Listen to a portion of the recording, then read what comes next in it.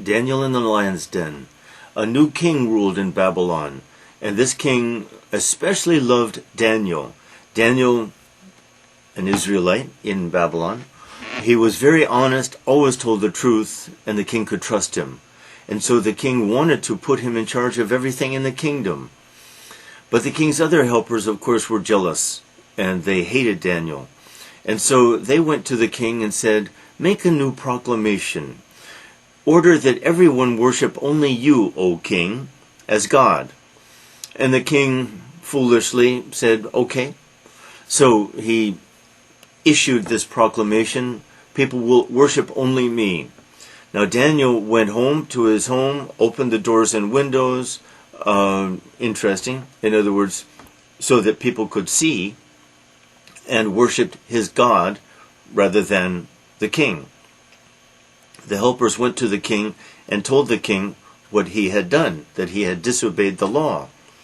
And the penalty was that anyone who didn't worship the king would be thrown into the lion's den, and of course die a not very nice death.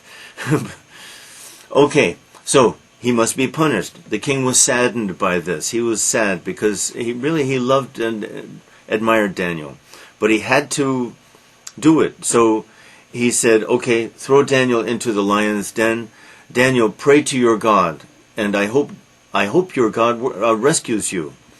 So they cast Daniel into the lion's den one night, and the king stayed up all night worrying, hoping that Daniel's God would rescue him. In the morning, he went to the den. "Daniel, Daniel, did your God rescue you?" "Yes, he did, O king, I'm here. The Lord closed up the lions' mouths so that they couldn't bite or harm him." Of course, they still had claws, but I guess they didn't use the claws either. "So, I'm so glad. Please come out, Daniel. Your God has saved you. Your God is a great God who can do such miracles."